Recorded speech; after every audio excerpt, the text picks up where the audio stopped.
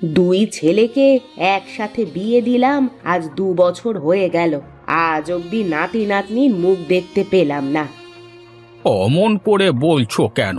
সবে তো ওরা বিয়ে করেছে, সংসারটা আর একটু গুছিয়ে নিক। কেন? আমাদের বিয়ের 2 বছরের মাথায় তো আমাদের 2 ছেলে হয়ে গিয়েছিল। আজকালকার ছেলেমেয়েরা যে কি বোঝে! তা তুমি বৌমাদের সাথে একটু কথা বললেই তো পারো, তাহলেই বোঝা যাবে ওরা কি চায়। আমি ওদেরকে কি বলবো বলো তো? যদি না বোঝে তাহলে কি আর আমার বলাতে কাজ হবে? ওদের সংসার ওরা ওদের মতো করেই করুক। আমরা দুই বুড়ো বুড়ি ওদের সংসারে নাক না গলানোই ভালো। এ তুমি কেমন কথা বলছো?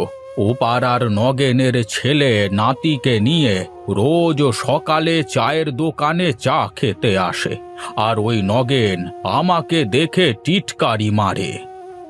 মন খারাপ করো না গো, ওপরওয়ালা আমাদের কপালে যা লিখেছেন তাই হবে। হ্যাঁ, কি আর করবার আছে, ওপরওয়ালার দিকে চেয়ে বসে থাকা ছাড়া। ভাই, অনেক কাজ করা হয়েছে, চল চল বাড়িতে চলে যাই।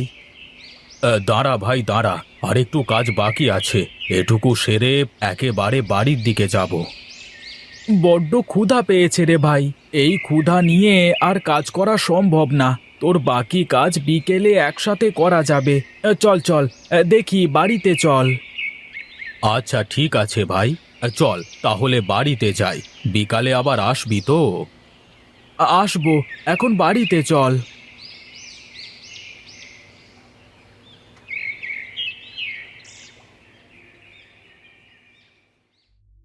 কিরে, তোর কি হয়েছে মিনতি? ঘরে এইভাবে শুয়ে আছিস কেন? কাজকর্ম কিছু করা লাগবে না নাকি? সেই সকাল থেকে আমি ভূতের মতো খেটে যাচ্ছি, আর তুই এখনো পড়ে পড়ে ঘুমাচ্ছিস? আমার শরীরটা খারাপ দিদি। আজকের মতো তুমি কাজগুলো করে নাও, কালকে থেকে সব কাজ আমি করব। সকাল থেকে কাজ করতে করতে আমার শরীর একদম ক্লান্ত হয়ে গেছে। আমি আর কোনো কাজ করতে পারবো না। ওরা দুই ভাই সেই সকালবেলা মাঠে গেছে, এখনই চলে আসবে। যা, গিয়ে ভাত ধুয়ে দে। দিদি, তোমাকে আমি তো বললাম আমার শরীরটা খুবই খারাপ, আমি উঠতে পারছি না। আজকের মতো কাজগুলো করে দাও, কাল সব কাজ আমি করব। শরীর খারাপ করার বাহানা দেখিয়ে লাভ নেই, আমি সব জানি। সব তোর কাজে ফাঁকি দেওয়ার ধান্দা। যা, গিয়ে কাজ কর।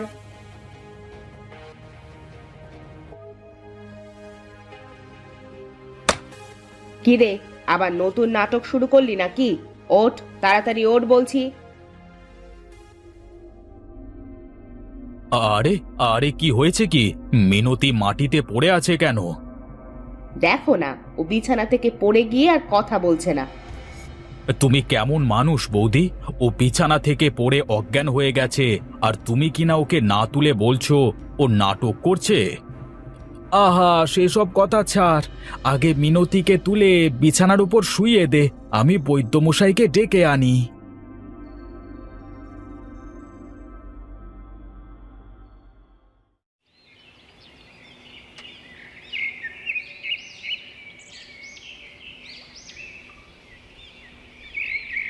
বৈদ্যমশাই, বৈদ্যমশাই, বাড়িতে আছেন? কিরে বাছা, কি হয়েছে তোর? এত ডাকাডাকি করিস কেন? আমার সঙ্গে একটু আমার বাড়িতে চলুন। কেন রে, তোর বাড়িতে আবার কার কি হয়েছে? আমার ছোটটার বউ হঠাৎ মাথা ঘুরে পড়ে অজ্ঞান হয়ে গেছে, আপনি একটু তাড়াতাড়ি চলুন আমার সাথে। ঠিক আছে ঠিক আছে, তুই দাঁড়া, আমি ঘরের মধ্য থেকে আমার ঝোলাটা নিয়ে আসি।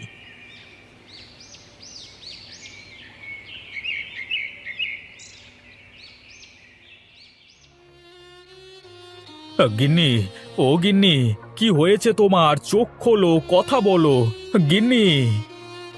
বড় বউ, যাও তো দেখি, পাশের ঘর থেকে এক গ্লাস পানি নিয়ে এসে ছোট বউয়ের মুখে ছিটিয়ে দেখো কি হয়। হ্যাঁ মা, আমি এক্ষুনি যাচ্ছি।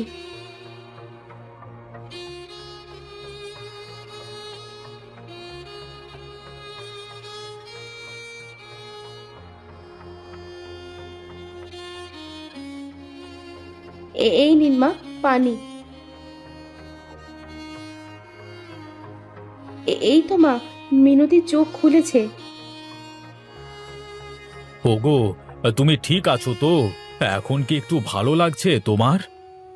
আহ, আহ, কি হয়েছিল আমার? তোমরা সবাই এখানে কি করছো? দেখি দেখি, সবাই একটু সরে যাও, বৈদ্যমশাইকে দেখতে দাও। হ্যাঁ, বুঝতে পেরেছি কি হয়েছে। কি হয়েছে বৈদ্যমশাই? কি হয়েছে আমার স্ত্রীর? দাঁড়াও দাঁড়াও, আমাকে আগে মিনতির সাথে কথা বলতে দাও। বলতো মা, তোর কি আজকাল বমি বমি পায় কিনা? হ্যাঁ বৈদ্যমশাই। কোনো চিন্তা করিস না, এই সময় একটু আধটু এমন হয়। মানে, আমি তো আপনার কথা কিছুই বুঝতে পারছি না। আমাকে একটু খুলে বলবেন কি হয়েছে আমার বউয়ের? তুই বাবা হতে চলেছিস। সত্যি বলছেন আপনি বৈদ্যমশাই? আপনি সত্যি বলছেন? হ্যাঁ রে, আমি সত্যি বলছি। আমি এখন আসি, আর তোর বউয়ের খেয়াল রাখিস কেমন? অবশেষে ওপরওয়ালা মনে হয় আমাদের দিকে মুখ তুলে তাকিয়েছেন। আমাদের মনের আশা এবার পূরণ হতে চলেছে। হ্যাঁ, কিন্তু আমার একটা চিন্তা হচ্ছে বুঝলে। তোমার আবার কিসের চিন্তা হচ্ছে এখন? বড় বৌমার সাথে আমাদের ছোট বউয়ের তো একদম পড়ে না। বড় বউ চায় সব কাজ ছোট বউকে দিয়ে করাতে, কিন্তু এই অবস্থায় তো বেশি কাজ করলে ওর ক্ষতি হয়ে যাবে। তুমি কোনো চিন্তা করো না, আমি বড় বউকে সব বুঝিয়ে বলবো।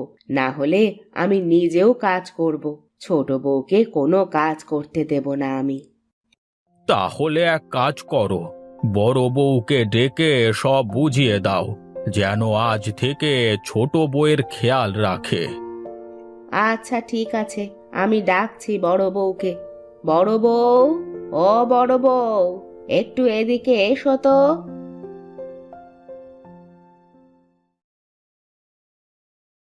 কি হয়েছে মা, আমাকে ডেকেছেন? হ্যাঁ রে মা, ডেকেছি। আয়, আমার পাশে বস। দেখ মা, তুই তো জানিস যে মিনতি অন্তঃসত্ত্বা। এই সময় ওর খেয়াল রাখা অনেক জরুরি। ও তো তোর ছোট বোনের মতো, তাই মিনতির খেয়াল রাখা এখন তোর দায়িত্ব। আচ্ছা মা, আপনি কোনো চিন্তা করবেন না। আমি আজ থেকে বাড়ির সব কাজ করব আর মিনতির খেয়াল রাখবো। আচ্ছা মা, তুই এখন যা তাহলে, ঘরে গিয়ে খেয়ে দে শুয়ে পড় গিয়ে। আচ্ছা ঠিক আছে মা।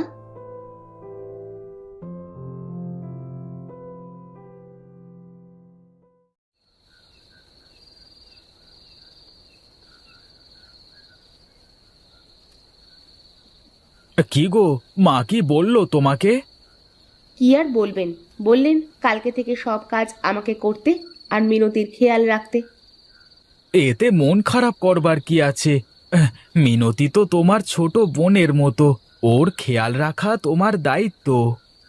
আমি এই বিষয় নিয়ে মন খারাপ করছি না, আমার তো অন্য বিষয় নিয়ে মন খারাপ হচ্ছে। কোন বিষয় নিয়ে মন খারাপ হচ্ছে আমাকে বলো তো। আমাদের বিয়ের আজ 3 বছর হয়ে গেল, কিন্তু আমাদের কোনো সন্তান নেই। আর মিনতির বিয়ের 1 বছর পার হতে না হতেই ও মা হতে চলেছে। তুমি চিন্তা করো না গিন্নি, ওপরওয়ালা আমাদের দিকে মুখ তুলে তাকাবেন। এখন অনেক রাত হয়েছে, ঘুমিয়ে পড়ো দেখি।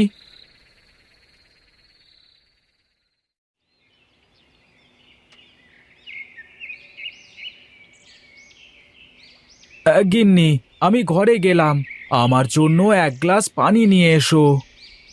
তুমি এক কাজ করো, বারান্দায় পাটির ওপরে বসো, আমি একবার তোমাকে খাবার দিচ্ছি। আচ্ছা ঠিক আছে, তাই দাও, অনেক ক্ষুধা পেয়েছে।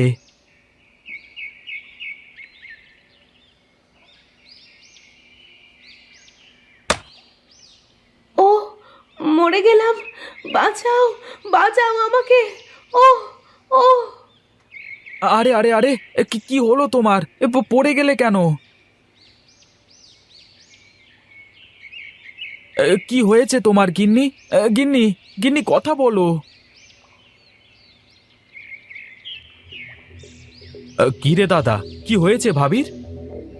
দেখ না, কলের ওপরে পড়ে গিয়ে আর কথা বলছে না তোর ভাবি। ভাবিকে তুলে ঘরে নিয়ে যাও, আমি বৈদ্যমশাইকে ডেকে নিয়ে আসছি।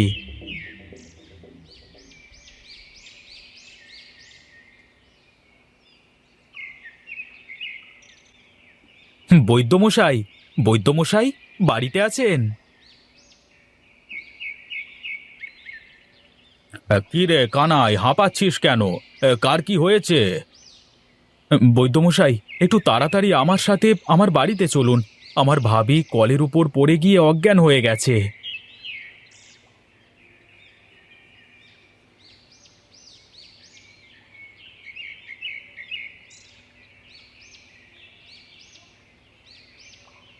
দেখি দেখি, সবাই সর। হে ওপরওয়ালা, এখন কি হবে মেয়েটার? কেন? আপনি এমন কথা কেন বলছেন? কি হয়েছে আমার বউয়ের? আমার বউ কি আর বাঁচবে না? তোমার বউ বাঁচবে, কিন্তু পেটে গুরুতর আঘাত পাওয়ার কারণে তোমার বউ আর কোনো দিনও মা হতে পারবে না। এ কি বলছেন আপনি? না, এ হতে পারে না।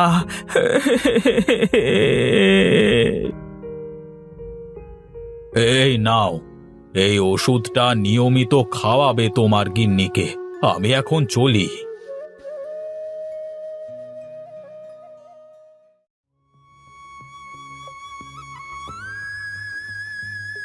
কি গো ভাবি, তুমি মন খারাপ করে বসে আছো কেন এখানে? বৈদ্য মশাই বলেছেন আমি আর কখনো মা হতে পারবো না। একটা মেয়ে যদি মা ডাক শুনতে না পারে, সেটা তার জন্য কতটা কষ্টের সেটা শুধু সেই মেয়েটাই জানে। আমার ছেলেটাকে কোলে নাও তো দেখি। আজ থেকে তুমি আমার ছেলেকে মানুষ করবে, তাহলে বড় হয়ে আমার ছেলে তোমাকে মা বলে ডাকবে। না, তা হয় না। তোর বাচ্চা আমি নিতে পারবো না। আমি সবার সাথে কথা বলেছি, আর সবার মত অনুসারে এই বাচ্চা আমি তোমাকে দিয়ে দিলাম। আজ থেকে তুমি ওর মা। কিন্তু একদিন না একদিন তো সত্যটা সামনে আসবেই। তখন কি হবে? কি আর হবে, এক বাচ্চার দুই মা হবে, বড় মা আর ছোট মা।